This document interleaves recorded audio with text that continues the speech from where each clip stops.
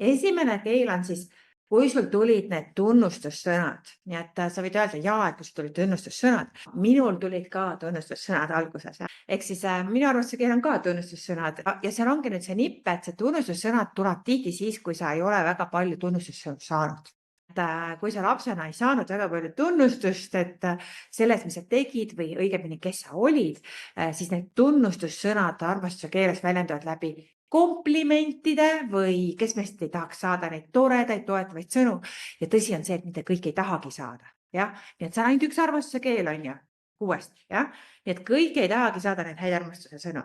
Ja mõned inimeste jaoks on oluline saada partneri heakskiitu ja toetust. Kui ma räägin partnerit siin selle slaididel, kus iganes, siis see partner on teine inimene. Nii et see võib olla sul lapsevanem, see võib olla su laps, see võib olla su elukaaslane, sõber, töökaaslane, meeskonnaliige. Kui ma teen meeskonnaliige koolitusi, siis me räägime ka armastuse keelest. Nii et tegelikult see on selline huvitav asi on ja tõesti need tunnustussõnad, et keegi ütleb sulle, et olid tubli või hea tüdruk või hästi tehtud või et see on justkui, kui see armastuse keel on, siis see on nagu väga suur asi, kuidas seda inimesele, kellel on selline armastuse keelt, kuidas seda siis nagu toetada ja kui sul endal on see armastuse keel, kuidas seda siis oma alateadvusele teatavaks teha, et sa ei pea kogu aeg ennast kiitma või ootama välist toetust, on ju. Ja tihti mulle jõuavad sellised kliendid. Nad on näiteks olnud eluaeg sellised eesmärgi saavutajad, nad kogu aeg rühivad mingi eesmärgini, on ju. Nad kogu aeg jõuavad kuskile ägedatesse kohtadesse ja juhtub siis selline asi nendega, et kui näiteks see tunnustaja kaob ära, ütleb näiteks nii, et töökohalt koondatakse või läheb pankrotti ettevõte või visatakse välja mingist kogukonnast, on ju, et mingite asjadega või sõpruskonnast. Või on hoopis selline olukord, et ei ole neid tunnustussõnu, näiteks ütleme nii, et sind tunnustavad näiteks su vanemad, vanavanemad ja näiteks nad surevad ära, on ju, või juhtub nendega mingi haigus, nad ei saa enam tunnustada sind. Siis inimene tegelikult kukub kokku, on ju, et elul tegelikult lõpeb, kui see inimene kaob ära, kes teda tunnustab, on ju. Nii et seepärast on hästi oluline oma alateadvus programmeerida selliselt, et sul ei ole vaja seda välistunnustust, on ju, ja mitte ka enda tunnustust, on ju. Nii et tegelikult see on nagu selline asi, mida mina olen ära õppinud pärast seda, kui mu kasuisa suri 2 aastat tagasi, mu isa suri eelmine aasta ja mu ema on siis tegelikult dementsuse lõpufaasis. Nii et tegelikult see minul oli väga suur asi, et ma väga palju ootasin tunnustust oma vanematelt. Nii et see asi on, kui sul tuli see asi, kas kommenteeri, kuidas see sind kõnetas. Nii et panin see ilusa selle lause ka, et on sakk, armastus ühendab endas kõik inimese head omadused. Ja, on see tõsi, on ju?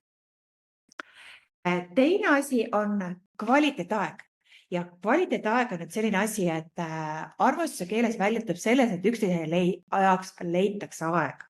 Nii et kui sul tuli see testi tulemus siin armastuse keele testis, et sinul on kvaliteetaeg oluline, see tähendab seda, et sa tahad olla koos. Ja? Nii et sa tahad võib-olla koos olla tiimiga, sa tahad oma töötajaga koos olla, sa tahad oma mehega, naisega koos olla ja sa tunned hullult halvasti, kui ta teeb teistsuguseid valikuid, et sa ei ole koos. See on selline koos olemine, ma tahan kellegagi koos, ma tahan kellegagi lihtsalt koos olla, isegi kui ma ei tee temaga midagi, ma tahan temaga tunda, et ta on minuga ühes territooriumil. Ja nendele ei sobi, kellele kvaliteetaeg on armastuse keel, näiteks distantssuhted väga ei sobi ja selline asi, et see siis ei püsi väga hästi. Selleks võib olla ka lihtsalt aktiivne kuulamine, kaasarääkimine, silmavaatamine, lihtsalt kohalolu mõtetes ja oluline on olla koos ja keskenduda üksteist. Nii et armastus, see on kõige õilsa puhtama kaasu püüdmatu allikas maa peal. 3. armastuse keel on siis kingitused.